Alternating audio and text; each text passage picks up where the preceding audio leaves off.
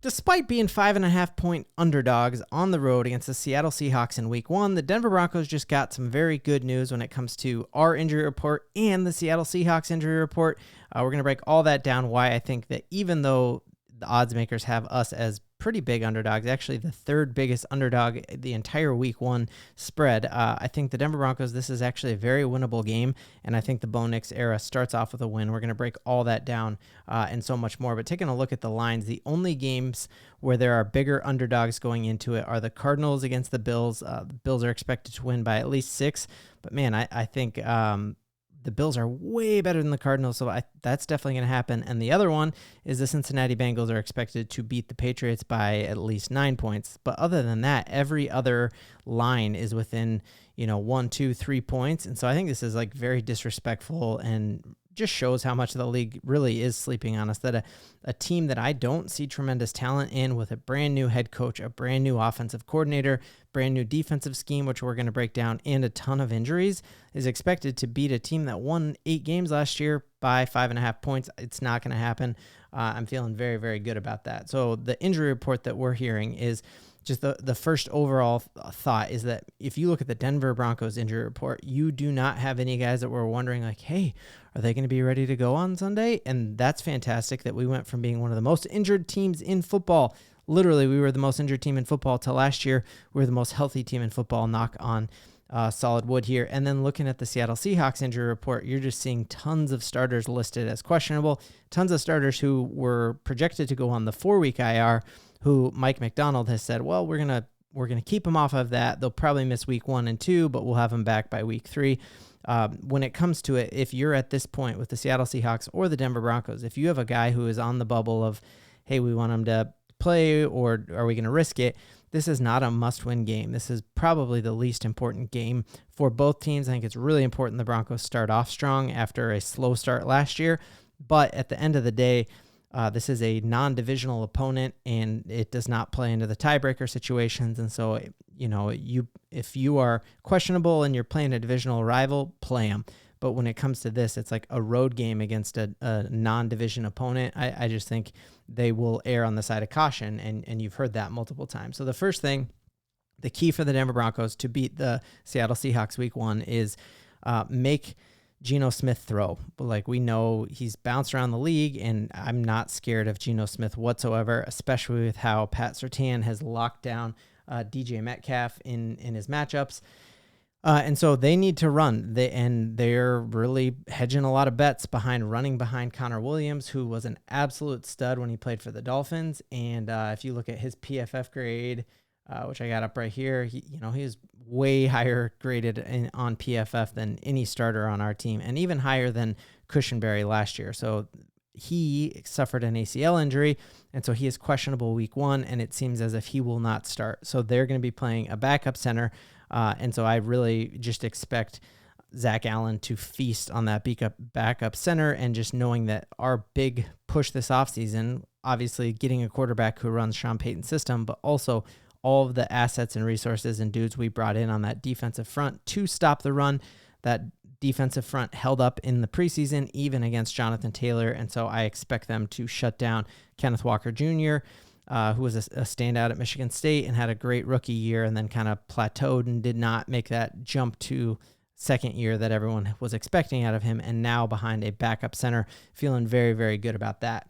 The other thing I'm feeling really, really good about is their best defensive edge rusher is Nwosu, and they had really high hopes for him coming in and playing under a new defensive coach, and just, Mike Macdonald's systems are wild, and we're going to take a look at those here in a second.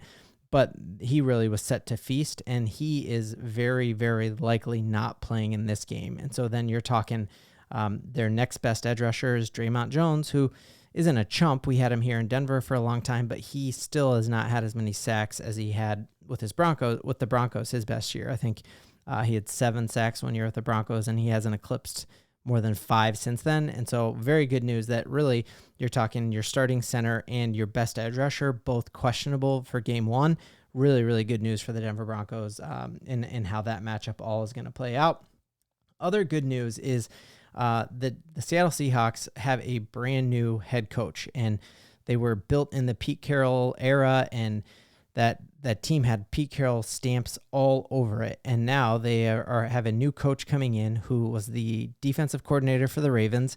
And obviously the Ravens were the best defense in football last year for a lot of it. You could make arguments that the Browns were good and all that, but he got so much out of that Ravens system. And he has been described as the Sean McVay of defense, which is very, very high praise. And I do think in a few years, like when he has his stamp on this defense, he has players who can run his system.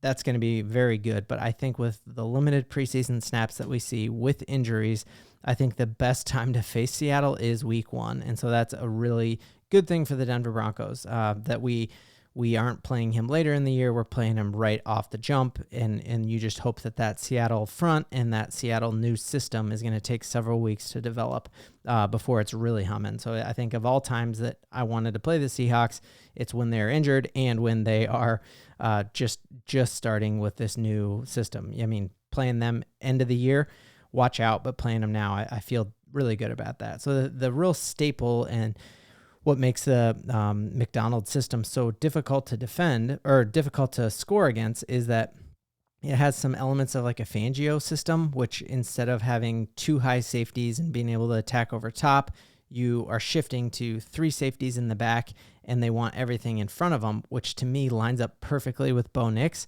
And the other thing is that they are lining up in a very similar set every single time, and then anybody can blitz at any time, and it's very zone heavy. And again, to me, that's when Bo Nix just thrives. The thing that's going to be difficult for Bo Nix is that you are always guessing, like, because they're always in that same front, you don't know, like, is the blitz coming from the linebacker on the left, or is it going to be the safety on the right? Is the defensive lineman who looks like he's blitzing actually dropping in coverage? And so what they say is that it's all about in-game adjustments. And so we know that Bo Nix is a absolute football junkie and studies all week long. Is he going to be able to make those in-game adjustments that allows him to say, oh, look, when they're doing this week, I know the blitz is coming from this side, or I know the pressure's coming from here, and I can figure out the zone. So I think Macdonald is Sean McVay of defense. I just hope it's going to take a little time for that to hit, and I hope that Bo Nix can make the adjustments in-game. Truly, that is a huge wild card for us because we haven't seen it yet. We know Bo Nix is a son of a coach, son of a quarterback himself, very, very smart, but does he have the ability to make in-game adjustments? I think the good news for the Denver Broncos is that Sean Payton saw enough after 9 snaps for Bo Nix in that last preseason game. So I also think as Seattle's preparing for us, they don't know what they're preparing for in Bo Nix. Like that first game against the Colts, we saw a lot of read option for Bo Nix, but then we didn't see any of that with the Green Bay Packers, and then he didn't play against the Cardinals. So the hope is, while we haven't seen everything out of Mike Macdonald and what he's going to run, at the same time, they don't know what they're preparing for in Bo Nix either. Other good news, I think, for the Denver Broncos is just taking a look that not only are they implementing a brand new defensive scheme, they have really rough tight end play. Their best tight end is Noah Fant, which you remember clearly from the Denver Broncos being here. They also have a brand new offensive coordinator who used to be with the Washington Huskies. And so he got to stay in state and go there.